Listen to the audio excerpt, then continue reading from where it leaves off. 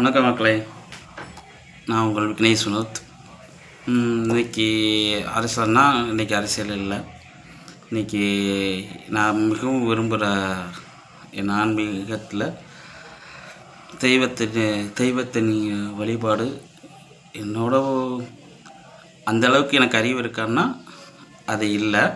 ஆனால் ஏதோ ஒரு இடத்துல இறைவன் எனக்கும் கொஞ்சம் கொஞ்சம் அறிவை கொடுத்துருக்கான் அப்படிங்கிறத வச்சு அதை நான் சொல்கிறேன்.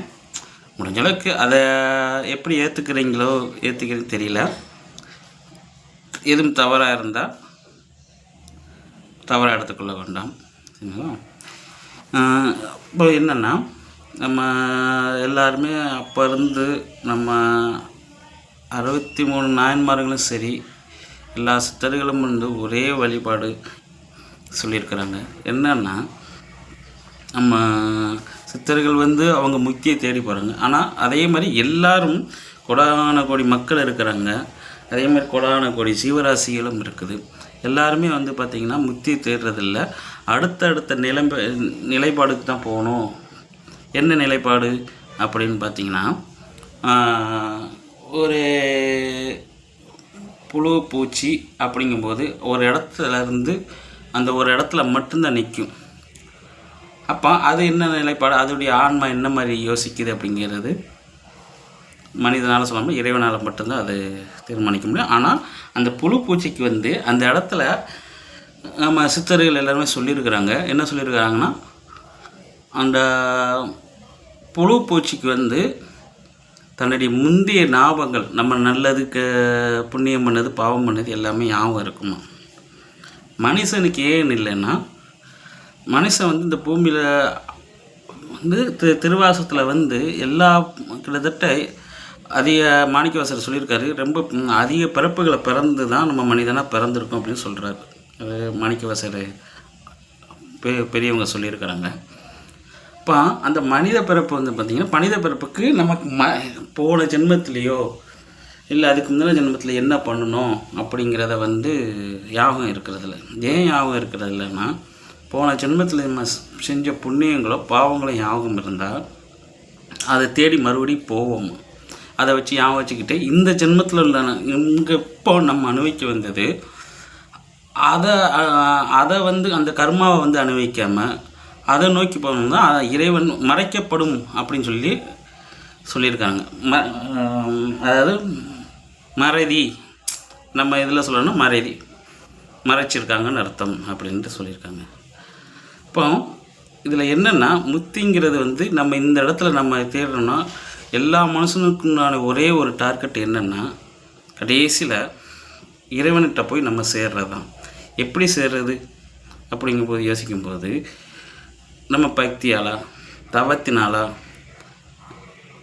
ஒழுக்கத்தினாலா, இல்லை 4 பேருக்கு அன்னதானம் பண்ணுறது, இல்லை யாகம் பண்ணுறது, அப்படி இல்லை. தவத்தினாலுங்கிறது ஒரு விதம் ஒன்று இருக்குது, பக்தினாலுன்னு ஒன்று இருக்குது.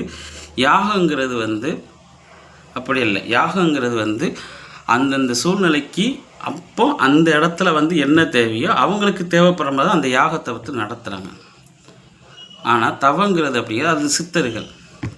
இதுவே சித்தர்கள், ஆமாம், தவம் சித்தர்கள் பண்ணுறாங்க. அது எல்லாராலையும் முடியுமான்னா முடியாது. இதைத்தான் திருமூலர் சொல்லியிருக்கிறாரு.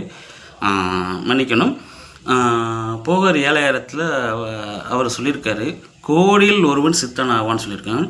அந்த கோடியில் சித்தனாவனும் அதை முயற்சித்தால் தான் அவனை சித்தனாகும். அது கோடியில் ஒருத்தர் ஆகிறான்னு சொல்லியிருக்காங்க. அதையும் அவன் முயற்சி பண்ணணும். முயற்சி பண்ணி அது போனால் தான் சித்தனாவான்னு சொல்லியிருக்காங்க பெரியவங்க. அப்போ இதில் நம்ம யாகம் பண்ணாலோ வச்சாலோ அந்தந்த சூழ்நிலைக்கு இப்போ இந்த நிலைமைக்கு நம்ம என்ன ஒரு இடத்துல நம்ம கஷ்டப்படுறோம். ஒரு குடும்பத்தில் பண கஷ்டம் இருக்கும், மன கஷ்டம் இருக்கும், உடம்பு சரியில்லாமல் இருக்கும், ஏதோ ஒரு இடத்துல வேலைகள் சரியில்லாமல் இருக்கும். அப்போது அந்த இடத்துல நம்ம என்ன கோயிலுக்கு போகிறோம். அப்புறம் ஒரு சில இவங்களை கேள்விப்பட்டு நம்ம யாகங்கள் நடத்துகிறோம். அது பண்ணான்னா அது ஒரு நிரந்தர தீர்வு இல்லைன்னு அப்படி சொல்கிறாங்க. நிரந்தர தீர்வு தற்காலிக தீர்வு. அந்த இடத்துல உன்னுடைய கஷ்டங்கள் தீர்க்கப்படும், அவ்வளோதான். இதை அனுபவிக்கணும்னு சொல்லி நீ பிறப்பெடுத்து வந்தவன். அப்போ இதை அனுபவிக்காமல் அந்த தலைக்கு வர்றது தலைப்பாவோட போகும் அப்படிங்கிறது ஒன்று. அந்த மாதிரி சொல்லியிருக்காங்க போது, அப்போ யாகங்கிறது ஒரு சில காலங்களுக்கு மட்டுமே அது யாகங்களோ நம்ம கோயிலுக்கு போய் சாமி கும்பிட்றதோ சில தற்காலிகமே தவிர அது நிரந்தரமாக நம்மளோட இறைவன்கிட்ட போய் சேர்க்குமான்னா இல்லை. இப்போ இறைவன்கிட்ட போய் சேர்க்கணும்னு சொல்கிறது வந்து நம்ம முன்னோர்கள் சித்தர்கள் எல்லாம் சொல்லியிருக்காங்கன்னா, ஒழுக்கம், நம்பிக்கையின் முழு நம்பிக்கை, இறைவன் மேலே நம்பிக்கை, பக்தி வழியாக, அடுத்து தவத்தின் வழியாக அப்படின்னு சொல்லியிருக்கிறாங்க. அப்போ நம்ம ஒரு விஷயத்துக்கு நம்ம கோயிலுக்கே போகிறோம்னா, கோயிலுக்கு நம்ம எப்படி இப்போ உள்ள நிலைமைக்கு நம்ம யோசிச்சு பார்த்தோம்னா, கோயிலுக்கு எப்படி போகிறோம்? கோயிலுக்கு போகும்போது நம்ம நல்லா நீட்டாக ட்ரெஸ் பண்ணி குளித்து செஞ்சு போகிறோம். இது எல்லாருக்கும் ஆமாம் அப்படி தான் போகணுமே அப்படின்னு. ஆனால் முழு மனசோட அந்த தெய்வத்தை நம்ம உள்ளே போய் கும்பிட்றோமா அப்படிங்கிறது இல்லை. இப்போ ஆண்களும் பெண்களும் பார்த்திங்கன்னா இப்போ உள்ள சமயத்தில் நல்லா நீட்டாக ட்ரெஸ் பண்ணிக்கிடுவாங்க. நீட்டாக ட்ரெஸ் பண்ணிவிட்டு பெண்களும் பார்த்திங்கன்னா நீட்டாக ட்ரெஸ் பண்ணிவிட்டு அந்த ட்ரெஸ்ஸு மேக்கப்பு அது அவங்க தவறுதல்னு சொல்ல. இந்த இடத்துக்கு போகும்போது தெய்வங்கள் வந்து தெய்வங்களை வந்து நீங்கள் கும்பிட போகிறீங்களா அப்படிங்கிறது தான். தெய்வங்களை கும்பிட போகிறதில்ல. ஆனால் மற்றவர்கள் நம்மளை ஈர்த்து பார்க்கணும் அப்படிங்கிறதுக்காண்டி தான் ட்ரெஸ்ஸுகள், அந்த ஹேர், இந்த முடியெல்லாம் நல்ல தலையை விரித்து போட்டு போகிறீங்க கோயிலுக்கு. அது முடியை எதுக்கு விரித்து போட்டுட்டு போகிறீங்க? போகிறது அது எவ்வளோ பெரிய தவறானதுன்னு நான் சொல்லலை, பெரியவர்கள் சொல்லியிருக்கிறாங்க. மற்றவங்க வந்து எப்போதுமே வந்து நம்மளை பார்க்குற அளவுக்கு நம்ம ட்ரெஸ்ஸோ நம்மளோட உடம்பு அழகோ இருந்தால் நம்ம இங்கேருந்து போகும்போதே அந்த மனசோட தான் நம்ம அந்த இது பண்ணிட்டு போகிறோம். அப்போ எப்படி மற்றவங்களும் நம்ம பார்த்து மதிப்பாங்க. தெய்வம் வந்து நமக்கு எப்படி ஒரு மரியாதை கொடுக்கும்? தெய்வத்தின் ஒரு ஈடுபாடு இருக்கும் உள்ளக்கா? இருக்காது. ஒரு விரதம் இருக்கிறோம். விரதம் இருக்குன்னா விரதமும் வந்து பார்த்திங்கன்னா நம்ம 3 வேளை பட்னியாக கிடக்கிறது விரதம் இல்லை. ஒழுக்கத்தையும் அறநெறியோடையும் மனக்கட்டுப்பாட்டையும் இருக்கிறது தான் விரதம் அப்படின்னு சொல்கிறாங்க. அதுக்காண்டி சாப்பிடாமல் இருந்தால் 3 வேளையும் சாப்பிடாமல் இருந்தால் அது விரதம் அப்படிங்கிறது நம்ம முன்னோர்களோ இறை வழிபாடாளர்களோ சித்தர் யாரும் சொன்னதில்லை. மன ஒழுக்கம், மனக்கட்டுப்பாடு, ஒரே நிலை அப்படிங்கிறதுல சொல்லியிருக்கிறாங்க. அப்போது நம்ம விரதம் இருந்தோம்னா, விரதம் நிறைய பேர் இருக்கிறாங்க, செய்கிறாங்க. இப்போ அவங்களுக்கெல்லாம் ஒரு ஆளுக்கு கிடைக்கிது, ஒரு ஆளுக்கு கிடைக்க மாட்டேங்குன்னா, ஒரு ஆளுக்கு அவங்க கர்மா வினைப்படி மட்டுமே அது வந்து போய் சேரும். அவங்களுக்கு இந்த இடத்துல நடக்குது. அது கரெக்டாக அந்த டயத்துக்கு அந்த டைம் வரும்போது அவங்களுக்கு ஒரு 50,000 அவங்களுக்கு கிடைக்கணும்னு ஒரு விதி இருந்திருக்குதுன்னு வச்சுக்கோங்க. ஏதோ ஒரு லாபம், ஒரு தொழிலில் லாபம் பண்ணியிருக்கிறாங்க, இல்லை ஒரு இடத்துல வந்து அவங்களுக்கு வர வேண்டிய காசு அப்படின்னு பார்த்திங்கன்னா, அது கரெக்டாக அவங்க விரதம் இருந்ததுக்கு அப்புறமோ இல்லை இதுக்கு முன்னாடி இருந்திருப்பாங்களோ இல்லை இதுக்கப்புறம் இருக்க போகிறாங்களோ அப்படின்னு ஒன்று. ஆனால் அது கரெக்டாக வர வேண்டிய டயத்தை அவங்களுக்கு வரணும் அப்படிங்கிற ஒரு விதி இருக்கும். கரெக்டாக அந்த டயத்தில் அவங்க விரதம் இருப்பாங்க. அப்படித்தான் வருமே தவிர சும்மா விரதம் இருந்தோம், நம்ம சாமி கும்பிட்டோம், விழுந்து சாமி கும்பிட்டோம் அப்படிங்கிறக்காண்டி தான் அந்த உங்களுக்கு வர வேண்டிய ரூபா. ஒரு உதாரணத்துக்கு தான் இது சொல்கிறேன் நான், சரிங்களா? அதே மாதிரி தான் நல்ல காரியங்களும் உங்கள் வீட்டில் நடக்கிறதோ எல்லாமே வந்து இறைவர் வந்து இறைவன் இருக்கிறான். ஆனால் எப்படி கொடுக்குறான் அப்படிங்கிறதா இருக்குது. அதில் நம்ம கர்மாவினையும் சேர்ந்துருக்குது. இப்போ அந்த கர்மாவினையோடு தான் நம்ம ஒத்து போகிறோம். நம்ம இந்த பூமியில் பிறந்திருக்கிறது வந்து கடவுள் கொடுத்துருக்காரு, நம்ம வாழ வந்திருக்கிறோம், செஞ்சுருக்கோம். இது வந்து கடவுள் நம்ம கஷ்டத்தை கொடுக்குறாரோ நல்லதை கொடுக்குறாரோ கடவுள் கொடுக்குறதில்ல. நம்ம செய்த பாவ புண்ணியங்களை பொறுத்து தான் நம்ம இங்கே பிறப்பெடுக்கிறோம். நமக்கு ஒரு கஷ்டம் வருதுன்னா அது நாம் செய்ததான். நம்ம செய்த வினையைத்தான் நம்மளை திரும்ப இங்கே வந்து கழிச்சிக்கிட்டு இருக்கிறோம். இப்போ அந்த புண்ணியங்கள் வரும்போது சில இடங்களில் அந்த கஷ்டம் வரும்போது அந்த கஷ்டத்தை வந்து கொஞ்சம் நிவர்த்தி பண்ணி கொடுக்கும். இதை நீங்கள் யாகம் பண்ணனால தான் சரியாச்சு, இல்லை விரதம் இருந்ததுனால சரியாக போச்சு அப்படிங்கிறது கிடையாது. நம்ம செய்த ஒவ்வொரு சில நல்ல விஷயங்கள் நம்ம கெட்டது நடக்கும்போது அந்த நல்ல விஷயங்கள் தட்டி விட்டுரும், இவ்வளோதான். ஆனால் இறைவனுக்கு நம்ம ஒரே ஒரு செய்கிற அவர் பிடிக்கணும், அவர் பிடிச்சி அது போகணும்.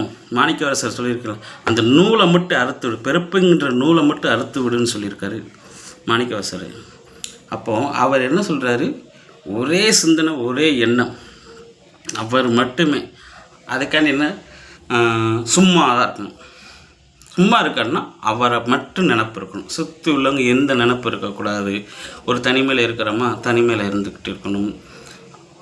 இறை வழிபாடு, இறைவன் எங்கே இருக்கிறான்னா அதுக்காண்டி கோயிலில் உனக்குள்ள இருக்கிறாங்க, உனக்குள்ளே தான் இறைவன் இருக்கிறார், உன் புருவ மத்தியில் தான் இருக்கிறார் அப்படி சொல்லியிருக்காங்க.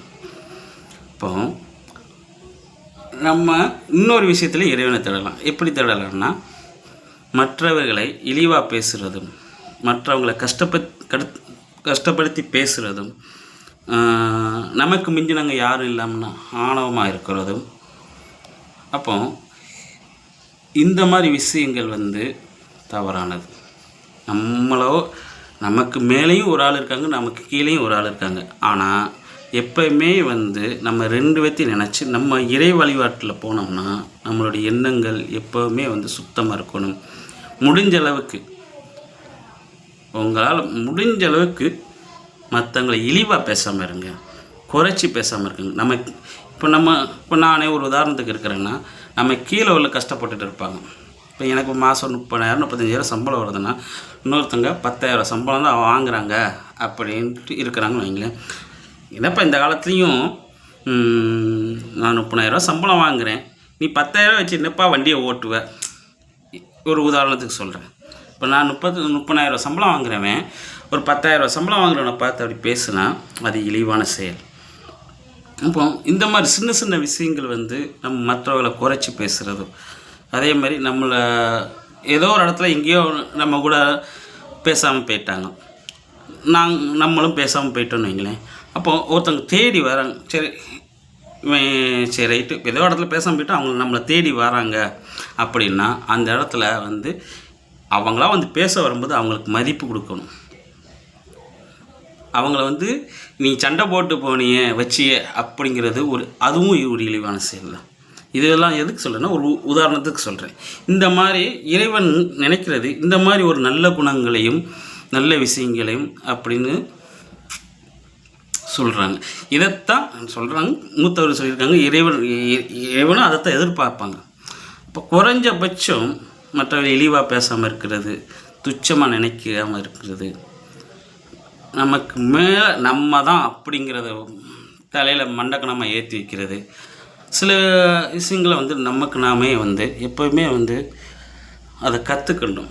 நம்ம மனசறிஞ்சு ஒரு சில விஷயங்களை எப்போவுமே கற்றுக்கணும். ஒரு வேலையில் இருக்கட்டும், கடவுள்கிட்ட இப்போ ஒரு கோயிலுக்கு போகிறோம், எல்லோரும் அதுக்காண்டி என்ன கோயிலுக்கு போகணும்னா கோயிலுக்கு போவோம், கோயிலுக்கு போயிருக்கலாம், வேண்டிக்கலாம். அதுக்கு நமக்குள்ளே இருக்க இறைவன்னா அங்கே போனீங்கன்னா ஒரு அமைதியாக இருக்கும், சரிங்களா? அப்போது கோயிலுக்கு போகும்போது எளிமைங்கிறது ஒன்று இருக்குது. எப்படி எளிமைன்னா, நம்மளை ஒருத்தவங்க பார்த்து கோயிலுக்குள்ளே பார்க்குறாங்கன்னா அவங்கள கவர்ற மாதிரி இருக்கக்கூடாது. இது ஆண்களுக்கும் சரி பெண்களுக்கும் சரி. நான் அதைத்தான் அப்போலாம் சொல்லியிருந்தேன், நான் ஃபஸ்ட்டு சொல்லியிருந்தேன். நான் கவர்ற மாதிரி இருக்கக்கூடாது. துணியிலேருந்து நம்ம மேக்கப் போடுறதுலேருந்து அங்கே போய் செல்ஃப் எடுக்கிறது தப்பு இல்லை. இப்போ நானே என்னன்னா, இப்போ நீங்கள் எடுக்காமல் இருந்திருக்கீங்களா இது வரைக்கும் அப்படின்னு கேள்விகள்லாம் எடுத்திருக்கேன். எப்படி எடுத்திருக்கேன்னா, கோயிலுக்குள்ளே போகிற வரைக்கும் செல்லு ஆனில் இருக்கும். கோயிலுக்குள்ளே உள்ளே போயிட்டு வெளியில் வர்ற வரைக்கும் ஒன்று சைலண்டில் போட்டிருப்பேன், இல்லை இப்போ ஒவ்வொரு கோயிலில் மொபைலை வாங்கி வச்சுட்டாங்க. நான் தாராளம் அவங்க வாங்கட்டுமே கையில் கொடுத்துட்டு நான் கோயிலுக்குள்ளே போயிடுவேன். அப்போது அந்த கோயிலுக்குள்ளே உள்ளே போயிட்டு வர்ற வரைக்கும் நம்மளுடைய மனசு எல்லாமே இறைவனை பற்றி தான் இருக்கணும். மற்றவர்களுக்கு ஒரு அவங்க போடுற உடுப்புலேருந்து எதாவது ஈர்க்கணுனாலும் அதுக்குத்தான் எளிமையான துணிகள், எளிமையான கோயிலுக்குள்ளே போயிட்டு வரணும்னு சொல்கிறாங்க. நம்ம இப்போ நிறைய விஷயங்கள் பாருங்களேன், துணிகளை அவ்வளோ ஒரு கிராண்டாக போட்டு வராங்க. கிராண்டாக நான் அவங்களை போட வேண்டாம்னு சொல்லலை, கோயிலுக்குள்ளே வரும்போது மட்டும். மற்ற இடங்களில் அவங்க சௌகரியம், நான் அதையும் ஸ்கிப் பண்ணி சொல்லிடுறேன். நான் அவங்க இஷ்டம், அவங்க இஷ்டம். துணியிலேருந்து அவங்க மேக்கப் போகிறதுலேருந்து அவங்க எப்படி முடிய வச்சுக்கிறது அது அவர்கள் விருப்பம். அதை எதுவுமே சொல்ல முடியாது.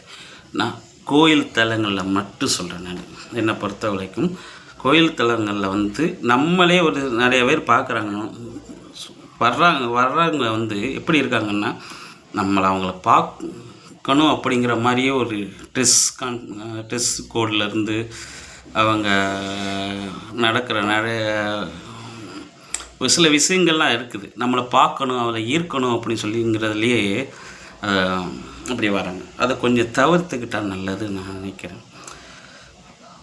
அது ஒன்றும் பண்ண முடியாது. இருந்தாலும் வந்து என்னால் முடிஞ்ச அளவுக்கு இதை சொல்லணும்னு நினச்சேன் நான், அதனால் சொல்கிறேன். இதில் மற்றவங்களை எதுவும் ஒரு காயப்படுத்தினாலோ இப்போ நான் பேசினதில்லை.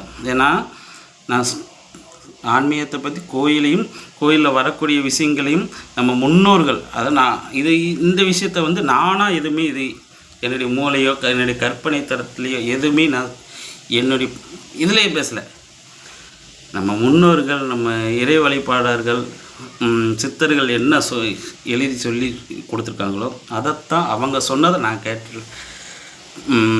கேட்டிருக்கிறேன், படிச்சிருக்கிறேன். இன்னொரு மூற்றவர்கள்லாம் சொன்னதை கேட்டிருக்கிறேன். ஆன்மீக சொற்பொழிவார் எனக்கு தேசமங்கேஷ் அம்மா வந்து எனக்கு வந்து கூட பிறந்த அக்கா இல்லை, தங்கச்சி தான் உண்டு. அப்போ அவங்கள வந்து என்னுடைய கூட பிறந்த அக்காவாக பார்க்குறேன் நான். அவங்களுடைய ஸ்பீச்லாம் நல்லாயிருக்கும். அவங்களுடைய வார்த்தைகள் இப்போ அந்த வார்த்தையே வந்து பார்த்திங்கன்னா அவங்களுடைய எவ்வளோ ஸ்பீடாக வரும், அதே அழுத்தம் திருத்தமாக இருக்கும். ஒவ்வொரு வார்த்தையும் சரி, கொஞ்சம் கூட திக்காது. இப்போ அவங்க அந்த ஆன்மீக சொற்பொழிவாருங்கிறத விட அந்த தெய்வத்தின் ஒரு உருவமாக தான் நான் பார்ப்பேன் எப்போயுமே அவங்கள.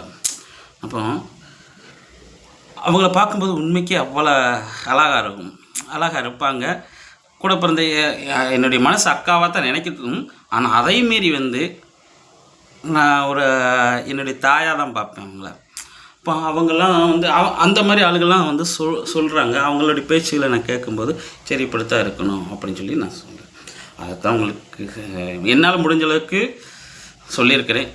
இல்லை இந்த துணி விஷயத்தில் எதுவும் உங்களுக்கு எதோ தவறாக பட்டிருந்தால் தவறாக எடுத்துக்கிட வேண்டாம்.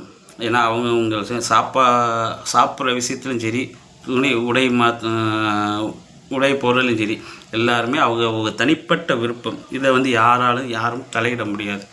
ஆனால் கோயிலுக்குள்ளே வந்து இப்படி வரணும் அப்படிங்கிறது ஒன்று இருக்குது. யாரையுமே ஈர்த்துடக்கூடாது.